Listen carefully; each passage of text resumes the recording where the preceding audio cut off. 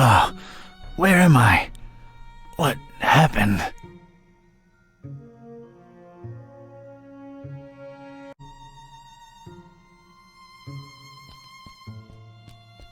Hey, you out there! Let me out of here, you dirtbags! Come on, who's out there? Hello? Nothing. So, this isn't gonna be easy after all.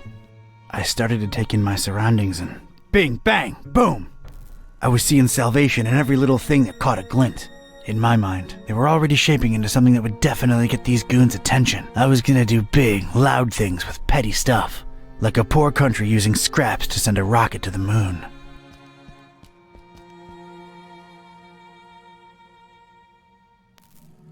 That's a lot of dense, sticky tar. Seems to be a lot of it around. I could use this.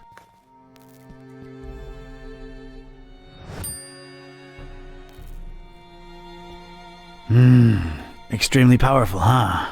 Sounds like a rocket of a time.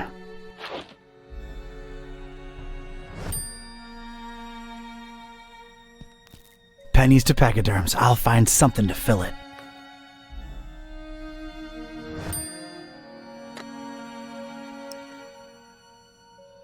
All right, let's get me some of this tar.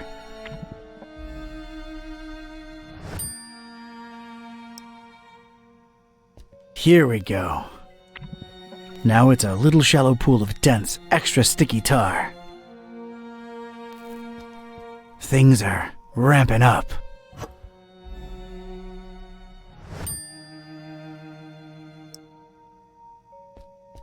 All right, let's stick this in there. What the heck was I concocting here? It felt abstract, ridiculous, absurd even. The foundation of a really far-fetched and scatterbrained solution to my predicament. But this was a pretty ridiculous adventure already, so I guess I was just adapting. I think I need something else there first. And a plank. This was officially ridiculous. Was I feeling proud of myself? A definite and resounding no. But it was all I had. Look at this. A cringeworthy blue ribbon taker and the crazy enough that it could work regional semifinals. Definitely not a highlight in my career. Assuredly not a low though. Maybe those late night Mac Viper and mac and cheese syndicated binges had some kind of effect on my person. Good old Mac and cheese.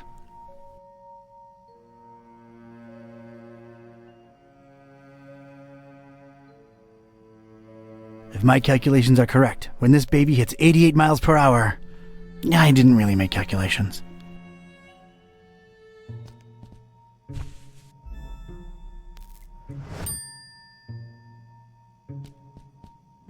All right, door.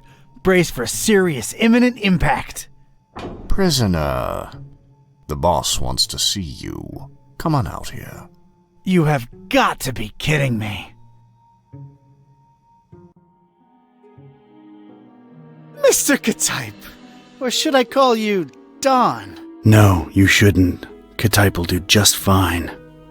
We provided you with some slippers. Did Brother Gleam not assess your shoe size correctly? Now listen here, Buster. Unless I'm in the comfort of my own home, I don't do slippers. You can leave a man pantless, shirtless even, but don't mess with his footwear symmetry, you barbarian.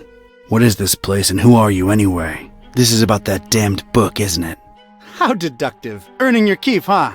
Come now, don't take it personally, Ketype. You were useful in leading us to it for a while, and then you were no more. We never really wanted to hurt you, or your shoes. You're sullen, grumpy, and mean to everyone. We like you. You would have gone far in our organization. Well, did you find the darn thing? As soon as the kidnapped troops got you out of there, our recon squad was dispatched to retrieve the volume. So you're really convinced you know its exact whereabouts, huh? Close to 100% certain. Ah, speak of the devil.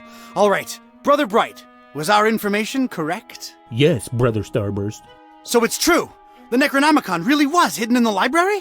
Kind of. Yes, Your Starriness. Well, don't just stand there, you fool. Let's see it.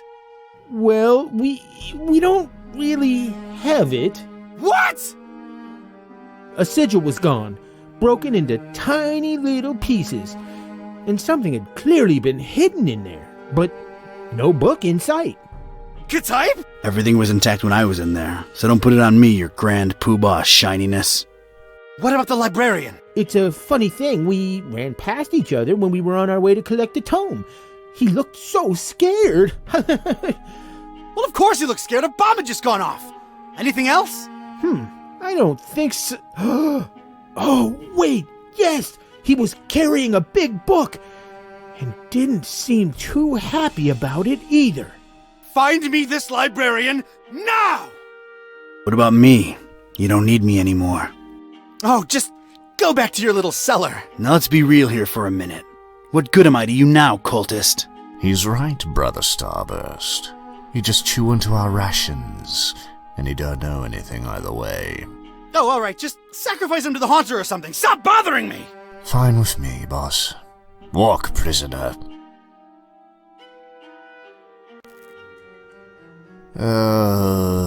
I'm gonna need someone from Rites and Rituals down here ASAP. I'm about to do an R24-A. Come on, guys, you know the drill. Guys? Sheen? You out there? Anyone? Come on, you know I can't do jack until we fill out the SNF 187. You don't want any trouble with Cult Union. We've been through this, people. Is anyone out there? Guys? Prisoners not in sacrificial robes. No ceremonial bucket for the collection. We're really running a shoddy operation here. No wonder EOD's kicking our derrieres. I'm embarrassed. The prisoner's embarrassed. This is not looking good, brothers. Sheen? Flair? You guys totally bolted, didn't you? Starburst is not gonna be happy when he hears about this, people. This makes us look really, really bad. I almost feel like apologizing to the would-be victim. Hey, don't feel bad. It's not your fault.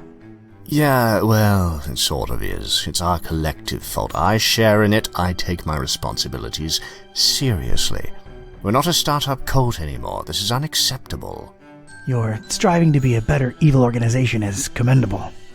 Aw, thank you. It's nice to know that at least someone here appreciates it. Don't mention it.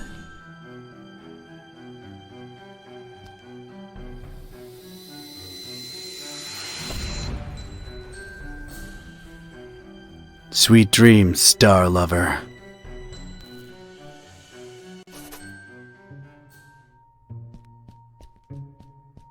Got a serious structural hazard over here.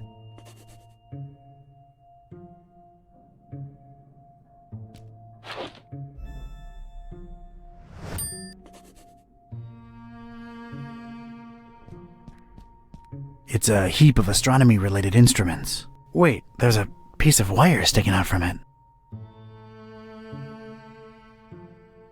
I think I'd rather just pick it up.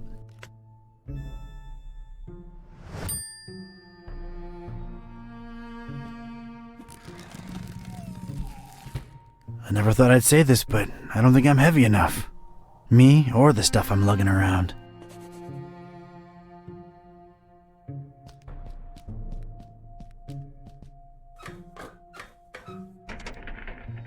Damn it, how'd I know it'd be locked?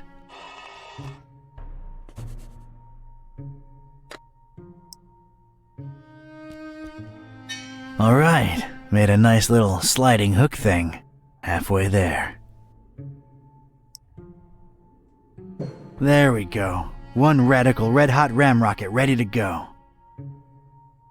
It's ready, steady, and aimed. Fire!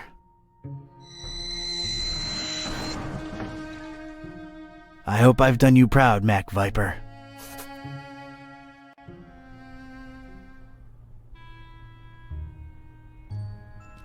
This looks like some kind of diary or log of some kind. Whoa! That seemed to make a lot of things happen at once. Alright, let's see now. October 13th. It's so hard to get accustomed to the sickening stench of this dreadful fishing town, but apparently it's important to him that we establish our base here, so we just take it. Decorating coming along nicely. No end to the work. A lot of long and boring entries follow. Seems like some kind of complicated records. Let me skip ahead a bit. Let's see. July 6th.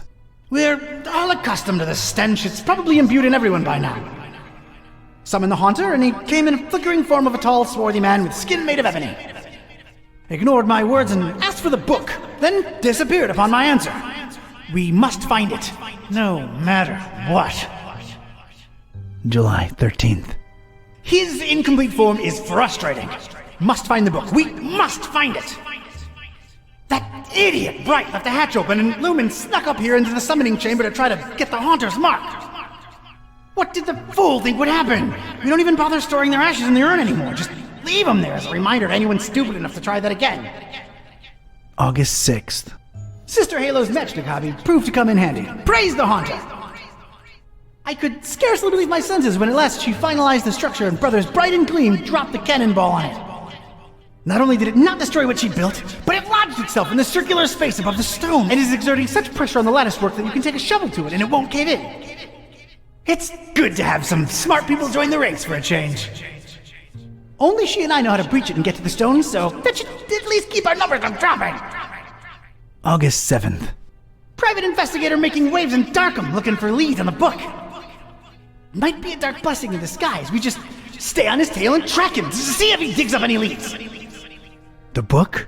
The Necronomicon? Is that me they're talking about? August 13th. Rejoicing! It's very possible that the hostess's fetch dog has sniffed out the book. Time to retire him and go for the prize ourselves. Hostess. Why did that sound familiar? Anyway, that crazily angled stone. I wanted it. If only to get back at these star-obsessed maniacs. It's the first book in a row. An arcane symbol adorns its cover. I've opened it at its bookmark. The stone from the stars is a window on all time and space. It is within it that the Haunter sleeps while the yellow sun reigns, and it is from its circular gate that the Haunter's incomplete form rises when the words are spoken. Nor shall he ever rise in his true form until the forbidden book be by his side. No end to the work. I've opened it at its bookmark. It is known that touching the stone from the stars might cast upon a mortal being the mark of the Hunter. But none should do it unless prepared to face his cold black flames and turn to ashes and dust. No living soul can know whom the Haunter chooses to mark and grant vision beyond time and place. No end to the work. I've opened it at its bookmark. For the butcher is the end of all, and the followers of him who lingers on the night's threshold must keep the slaying one from ever setting eye or laying hand upon the book. The butcher brings but... The rest is unreadable. The butcher? Huh. That's new. Whoa!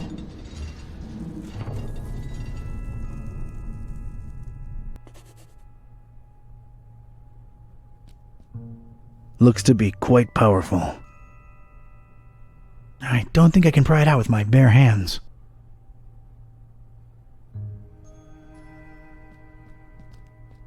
The inscription above it says, "Here lie in ashes all brothers and sisters foolish enough to think that the stone from the stars chose them to be marked by the Haunter." Inside the dusty drawer there was one solitary rusty spoon. Unwritten private investigator wisdom says you never know when you could use a rusty spoon.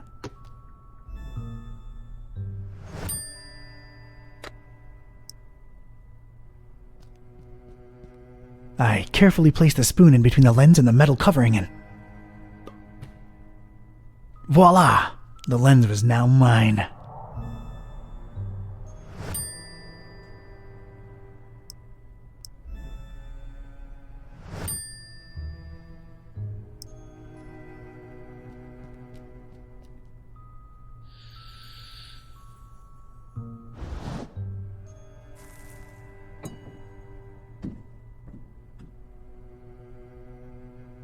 Sweet.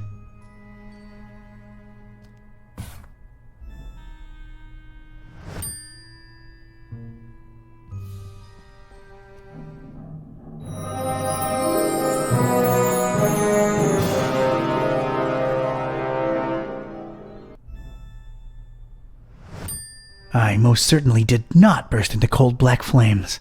So much for this numbskull cult's credibility. It did feel, weird. Weird.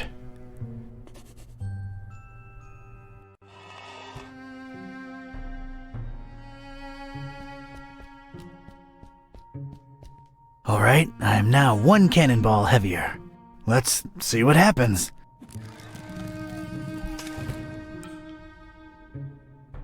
That was a first, and a last.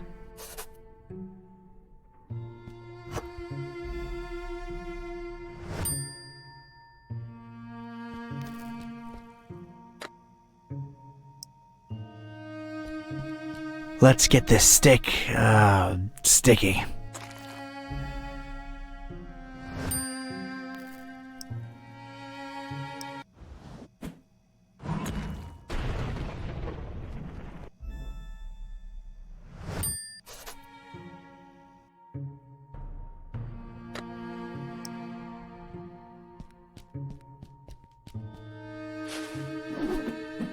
There's just one thing I want to say before I do it.